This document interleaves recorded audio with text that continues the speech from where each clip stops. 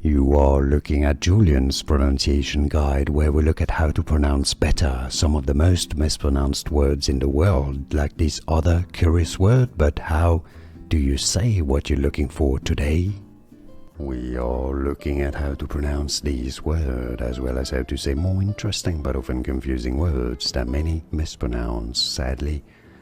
And yeah, make sure to stay tuned to the channel if you enjoy learning about correct pronunciations in English. In British English, it is said as turtle, turtle, stress on that first t syllable, turtle. Now in American English, it is generally said as turtle, turtle in American English versus turtle in British English. And now you know. Like and subscribe if you found this video useful. Like it at least, it helps me immensely. Thanks for your support. More videos for you here to learn more interesting pronunciations. Thanks for watching. Here are more videos on how to pronounce more confusing words and names too many mispronounced. Like this video if you found it useful. I appreciate your support. I'll see you soon and thanks for watching.